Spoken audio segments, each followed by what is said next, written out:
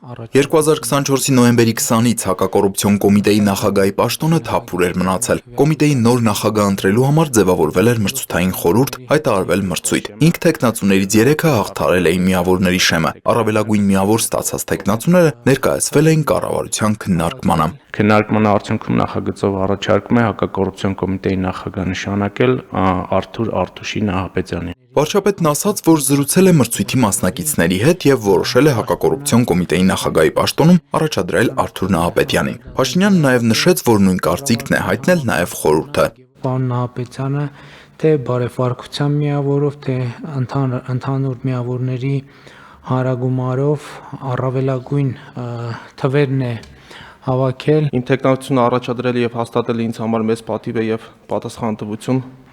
Վստահեցնում եմ, որ կորցադրելու եմ առավելագույն ջանք հակակոռուպցիոն կոմիտեի գործունեության արդյունավետությունը բարձրացնելու համար։ Շատ կարևոր աշխատանք կա անելու քննչական եւ հակակոռուպցիոն կոմիտեներում, արձանագրեց վարչապետն ու հավելեց զարմանքով ու մի փոքր զայրույթով է արձանագրել, երբ 2018-ից աղմուկ աղաղակով լրատվականների առաջին էջերում հայտնված քրեական գործերի ընթացքի վերաբերյալ հետաքրքրվել է ու ստացել կարճ տեղեկանք։ Նախաքննությունը շարունակվում է, սա կներեք անթույլատրելի է,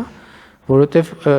պետք է ի վերջո հանրությունը, կառավարությունը պատասխան ունենա։ Փաշինյանը նաև նշեց, որ շատ հակված են, որ հակակոռուպցիոն շատ ուժեղ վերահսկողություն իրականացվի նաև կառավարության պետական մարմինների ընթացիկ գործունեության հետ կապված։ Պարոն Նահապետյան, շնորհավորում ենք, հաջողություններ ենք մաղթում։ Հաջորդ նախագիծը ներկայացնելիս նախարար Անդրեասյանը նշեց, որ Հայաստանում մշակութային աճուրդների դաշտը կայացած չէ, ինչը բացասական ազդեցություն ունի ընդհանուր արվեստի շուկայի կայացման գործում։ Ուստի առաջարկվեց հիմք դնել Հայաստանի Հանրապետությունում մշակութային աճուրդների դաշտի կայացմանն ու ընդունել նոր օրենք։ Կապահովի արվեստի շուկայում նոր տնտեսական մեխանիզմների ներդրումը եւ ընդհանուր միջավայրի կայացումը, որը կնպաստի նաեւ մեր ժամանակակից արվեստագետների հանրահռչակմանը, արվեստի ստեղծագործությունների արժևորմանը եւ շրջանառության ընդլայնմանը, ինչպես նաեւ առաջարկի պահանջարկի եւ մշակութային արժեքների գնային նոր չափորոշիչների սահմանմանը եւ ստվերային շրջանառության կրճատմանը։ Վարչապետի խոսքով, եթե հաջողվի փորձառու եւ հեղինակավոր օպերատոր ներգրավել, Հայաստանի արվեստի շուկան կդառնա համաշխարհային շուկայի մաս, այսինքն հայաստանցի նկարիչների, արվեստագետների գործերը կարող են միջազգային առևտրում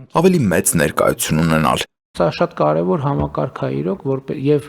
շատ բան կարող է փոխել մեր մշակույթի եւ արվեստի զարգացման գործում։ Հաջորդ նախագծով էլ առաջարկվեց կարգավորել միաժամանակ սովորող եւ աշխատող 16-ից 18 տարեկան անձանց ծանր վնասակար աշխատանքային պայմանները։ Հայաստանում գործում է դուալ կրթության համակարգ, երբ ուսանողը միաժամանակ եւ սովորում է եւ աշխատում, ու քանի որ խոսքը հատկապես անչափահասներին է վերաբերում, որոնց մի մասը ՄԿ համակարգի ուսանողներ են, նախարար Անդրեասյանի խոսքով պետք է ապահովել նրանց նմանատիպ աշխատանքներում ընդգրկվելու համար անհրաժեշտ առողջության եւ անվտանգության պահպանման պայմանները։ Որպեսզի մենք ունենանք պատշաճ վստահություն, որ օրենսդրությամբ սահմանված ծանր վնասակար, առանձնապես վնասակար աշխատանքներում ներգրավվածությունը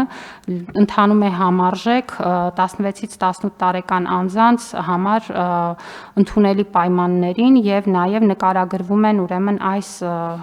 ընթացակարգերը։ Նիկոլ Փաշինյանն ասաց, որ թեման կարևոր է եւ ռազմավարական նշանակություն ունի թե կրթության, թե տնտեսության զարգացման համար։ Մասնագիտական կրթության եւ ուսուցման համակարգը վարչապետի խոսքով պետք է լրջորեն ուժեղացնել հատկապես մարզերում, զարգացնելով քոլեջների համակարգը։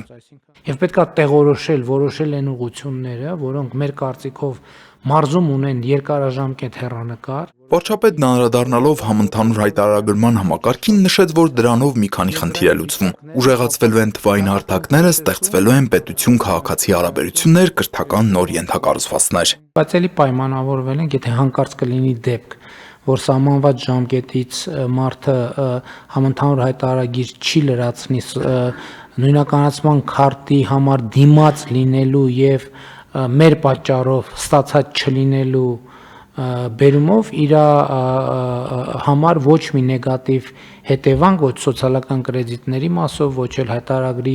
լրացրած չլրացրած լինելու մասով չի ծագի։ Փաշինյանն ասաց, համոզմունք ունեն, որ նոյեմբերի 1-ից լիարժեք կապահովի նույնականացման քարտերի թողարկումը։ Տիգրան Հովակիմյան, Հորիզոն։